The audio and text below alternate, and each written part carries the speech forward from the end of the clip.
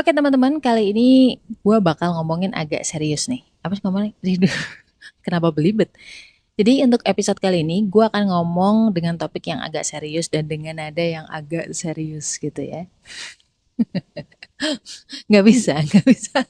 Gue nggak bisa ngomongin serius.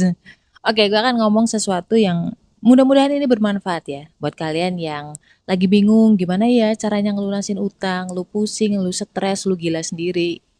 Ya, trust me, gue pernah ngalamin itu. Langsung mbak? Kayaknya enggak. Kalau lo ngelihat gue sering ketawa ketiwi itu adalah tahap dimana lo udah bisa menertawakan diri lo. Dimana sebelum-sebelumnya adalah lo selalu menangisi diri lo sendiri. Oke, dan ini murni pengalaman dari diri gue. Artinya masing-masing orang punya journey atau perjalanannya sendiri sampai ke titik hutang lunas. Assalamualaikum. Gimana kabar lo? Alhamdulillah. Apakah lo lagi ngerasa kesepian? Atau sendirian? Kenalin, gue Ria Marliana, teman healing lo di podcast Self Healing. Di sini kita bakal ngobrol bagaimana sih belajar berdamai dengan luka, tentu aja atas izin Allah Subhanahu wa taala. Semoga Allah sembuhkan lukamu, ringankan bebanmu dan kuatkan hatimu. Pertama kali gue ngutang itu adalah ngutang karena gue kejebak sama MLM. Waktu itu duit kuliah gue pakai, gue pikir bakal balik modal, ternyata kagak. Akhirnya gue pontang-panting dong, bingung kan gimana caranya. Gue butuh 2 juta. Oh oke, kalau misalkan gue punya 20 temen, gue bisa pinjem 100 ribu, 100 ribu, 100 ribu, 100 ribu. Subhanallah, Alhamdulillah Allah gagalkan rencana itu. Kenapa? Nah, hikmahnya ternyata di sini teman-teman. Ketika itu gue punya satu teman lama, temen waktu SMA, udah berapa tahun lah gitu nggak kontak, tiba-tiba kita ngobrol, gue cerita bahwa besok adalah hari terakhir gue bayar kuliah, dan gue nggak punya uang karena uangnya udah buat MLM. Nah teman gue tuh kayak eman gitu kalau sampai gue tuh putus kuliah atau cuti kuliah. Gue sih mikirnya nggak ke situ ya, gue mikirnya adalah cuti kuliah mah nggak masalah gitu. Cuma masalahnya gue di digoreng ntar sama mak gue gitu kan. Nah akhirnya teman gue tuh walaupun dia nggak punya uang yang cukup ya, nggak punya duit 2 juta, dia pinjemin ke calon suaminya. Coba, gua nggak minta, gua nggak ngemis-ngemis, subhanallah, semudah itu Allah berikan jalan. Jadi di sini hikmahnya adalah bahwa yang menyelesaikan masalah lo itu bukan lo, bukan plan kamu. Plan itu iya, itu sesuatu yang harus kamu lakukan. Karena apa? Karena misalkan lo nggak ngeplan, lo nggak punya rencana atau katakanlah lo nggak ikhtiar nih, itu lo stres sendiri. Tapi seenggaknya ketika lo udah ikhtiar terbaik, tetap endingnya adalah solusinya itu datang dari pintu manapun yang Allah mau. Kadang dari pintu usaha lo, kadang dari bisa jadi dari pintu yang nggak lo duga-duga. Jalan keluarnya dari Allah itu jauh lebih baik, jauh lebih mudah, dan jauh lebih memuaskan kita. Ya percuma juga ketika katakanlah nih takdir lo adalah lunas di tahun 2025 misalkan. Tapi sepanjang 2020 sampai 2025 lu stres, lu kayak orang gila. Ya ngapain? Takdirnya lo lunas tahun 2025, ya udah tahun 2025. Cuman pilihannya adalah lo menjalani itu dengan kegilaan lo sendiri atau dengan ketenangan, dengan hikmah. Itu kan poinnya. So waktu itu gue kan resign dari bank nih teman-teman. eh gue resign dari bank itu bukan dalam kondisi gue nggak punya utang. Hak-hak gue sebenarnya masih ada dan itu dibekukan atau diblokir oleh bank untuk melunasi hutang gue sebenarnya. Tapi masih ada selisih nih. Nah ini selisih ini yang sebenarnya nggak terlalu banyak selisihnya. Cuman ya karena nggak ada ya tetap aja kan. Tetap aja statusnya hutang. Dan itu intinya masih ada sedikit hutang pegawai. Awal-awal gue resign, gue tuh masih bermindset bahwa yang menghidupi gue itu adalah uang. Yang menghidupi keluarga gue adalah uang. Jadi ketika nggak ada uang, nggak ada kerjaan lagi, ya kan? Panik lah gue. Akhirnya walaupun duit masih ada, gue ngambil lagi limit kartu kredit gue sampai habis. Ya lumayan, lumayan lah. Lumayan. Gue nggak sebut nominalnya, tapi cukup untuk beli, mungkin beli NMAX gitu ya.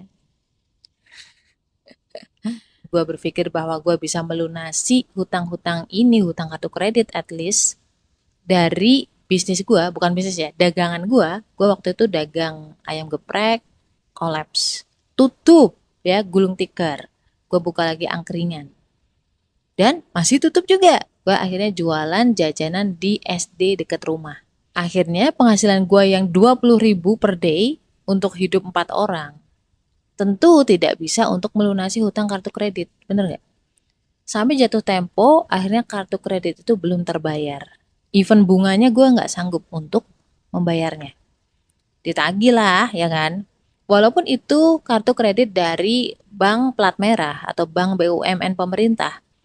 Yang nagih gue itu bukan mereka. Yang nagih gue adalah pihak ketiga.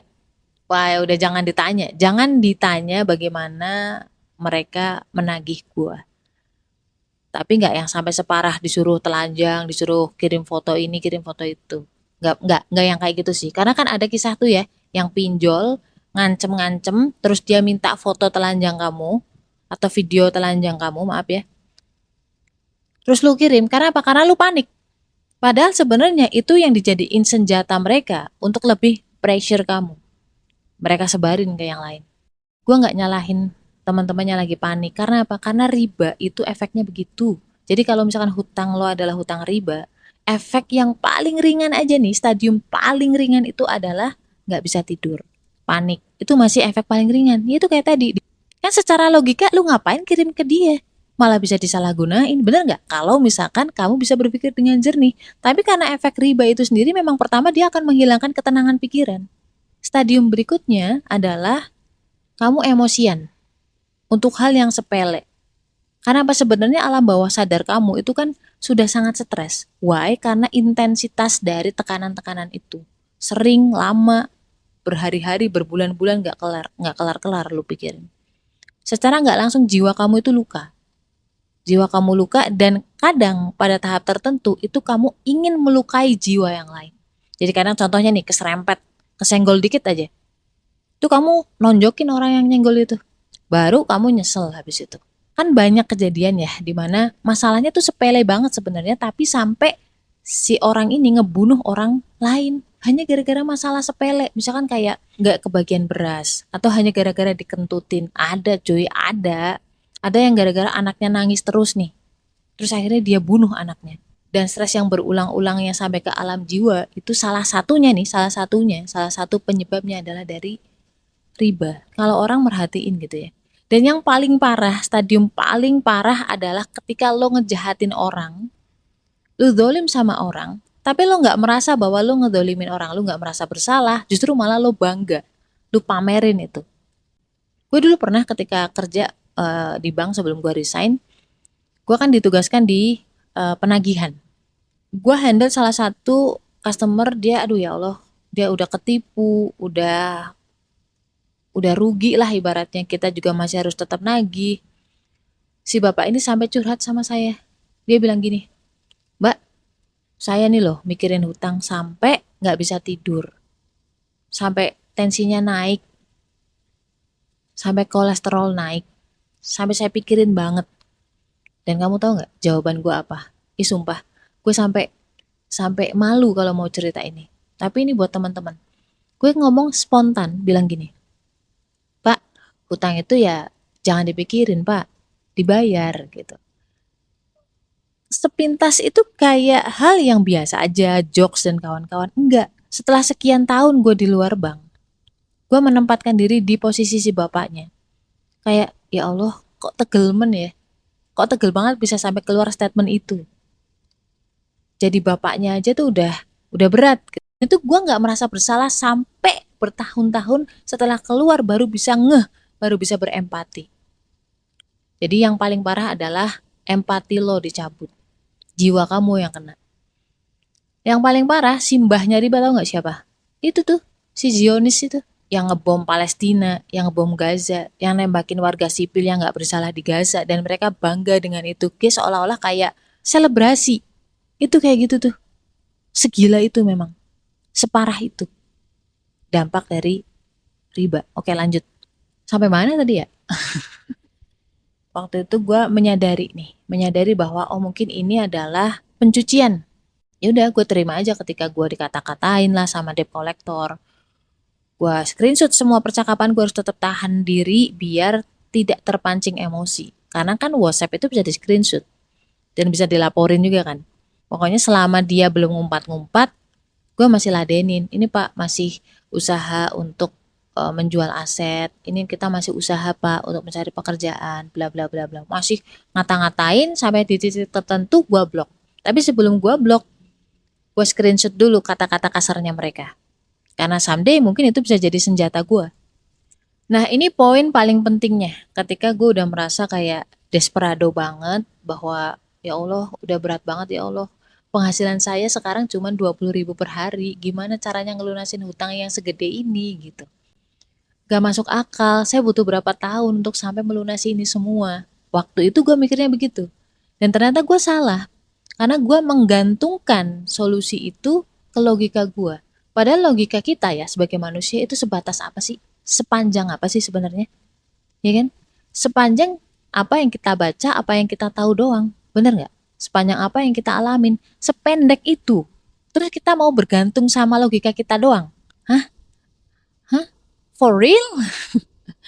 Are you kidding us? Itu nggak mungkin.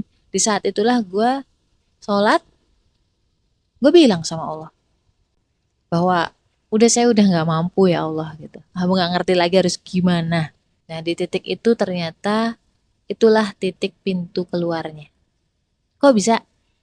Gue lupa tepatnya kajiannya siapa, tapi endingnya adalah gue tahu dan gue meyakini bahwa yang melunasi hutang itu bukan saya. Lunas hutang itu karena Allah menentukan hutang lu lunas, mau dari cara manapun. Jadi di saat itu gue istighfar, ya kan? Karena gue sombong, gue merasa gue lah yang melunasi hutang. Waktu itu lalu gue serahkan itu semua ke Allah dan gue lakuin apa yang bisa gue lakuin yang sesuai dengan syariat Allah. Karena kan ada tawaran-tawaran lain tuh kayak tawaran pinjaman lain gitu ya. Tapi alhamdulillah Allah selamatkan saya. Jadi gue nggak mau buka pintu riba lagi. Itu kayak semacam bunuh diri. Karena gue bilang kan, gue tahu dapur-dapurnya perbankan. Ketika lo buka hutang lagi, itu malah lo ruginya berlipat-lipat. Jadi di situ gue kencengin lagi sholat tahajudnya, gue kencengin lagi sholat hajat waktu itu, istighfar, sholawat, semua yang bisa gue lakuin. Even gue waktu itu pengen sedekah, gue nggak punya uang, gue share di WhatsApp status gue, siapa yang mau patungan untuk eh, donasi mukena ke musola deket rumah gue. Saking gue pengen sedekah dan gue nggak punya uang untuk sedekah. Sampai pada titik gue berdoa, ya Allah, tolong berilah hamba pekerjaan dengan gaji yang lebih tinggi dari kemarin agar hamba bisa melunasi hutang. Dan Allah kabulkan, Allah berikan gue kerjaan yang gajinya lebih tinggi dibanding yang kemarin, yang dari bank. Logika gue, wah ini bisa nih 3 bulan gue langsung lunasin semua hutangnya kartu kredit. Ternyata tidak bisa pemirsa, ada aja masalah, ada aja kendala, misalkan kayak mobil rusak, apa yang rusak, hampir 2 tahun baru bisa ngelunasin hutang kartu kredit. Hikmahnya adalah yang melunasi hutang gua itu bukan kerjaan gua, bukan gaji gua, bukan plan gua. Yang melunasi hutang gua adalah Allah. Kalau Allah bilang belum saatnya, lu mau jungkir balik kayang mau apapun itu, ya nggak akan lunas. Akan ada aja uang keluar. Tapi kalau misalkan lo ditakdirkan bulan ini hutang lo lunas, ada aja rezeki nomplok. Asli. Dan ketika rezeki nomplok itu pun, itu Allah kasih pemahaman di hati lo untuk melunasi hutang. Karena apa? Karena banyak orang berduitnya banyak, tapi tidak dikasih keinginan untuk melunasi hutang, juga nggak akan lunas. Jadi hutang lunas itu bukan karena uang, hutang lunas karena Allah izinkan. Sama kayak umroh lah. Berapa banyak orang yang punya duit, tapi mereka belum umroh, belum haji juga. Karena apa? Karena nggak ada taufik dari Allah untuk umroh. Dan teman-teman, semua itu sudah ada di catatan takdir. Yang kita harus lakukan adalah do the best. Yang pertama do the bestnya apa? Yang kita ke Allah dulu. Contohnya kayak sholat, ya kan? Jangan telat-telat. Jangan sampai gara-gara lu pengen ngelunasin hutang, lu korbanin sholat lo, lu korbanin tahajud lo, lu korbanin baca Quran lo. Itu berarti salah. Salah kaprah. Ya. Baca At-Tolak ayat 2 sampai ayat 3, bagus lagi sampai ayat 4. Insya Allah tuh di situ tuh dimudahin. Tenang aja. Kalau memang belum sanggup, ya udah bilang belum sanggup. Lu mau apa? Kalau misalkan nggak ada uang, lu mau lu mau tekan-tekan kepala lu mau jedot-jedotin kepala lu, nggak akan lunas juga. Kalau memang Allah belum berkehendak. Kenapa sampai Allah masih menunda pelunasan itu? Pertama, di catatan takdir belum saatnya kamu lunas. Yang kedua, Allah pasti punya maksud biar lo belajar. Belajar apa? Tauhid. Segala sesuatu itu terjadi dan tidak terjadi itu karena Allah yang atur. Dan pengaturan Allah dengan ilmunya Allah yang menguasai alam semesta itu pasti lebih baik dibanding pengaturan lo. Itu aja. Kadang-kadang karena kita masih sombong, karena kita masih merasa bahwa kita lebih tahu dibanding Allah, kita merasa bahwa skenario kita pasti jauh lebih baik dibanding Allah. Itu yang bikin kita stres. Yang udah terlanjur kena riba ya udah, Allah udah maafin. Asalkan lu nggak membuka hutang riba baru, udah, Allah maafin lo. Asli, kalau misalkan Allah nggak maafin kamu, lu nggak akan dikasih hidayah untuk sholat. Lu nggak akan dikasih kekhawatiran ini biar kamu tuh berdoa. Lu nggak akan dikasih kekhawatiran ini biar kamu tuh ngeklik podcast gue. Bener deh. Lu baik banget Allah sama lu.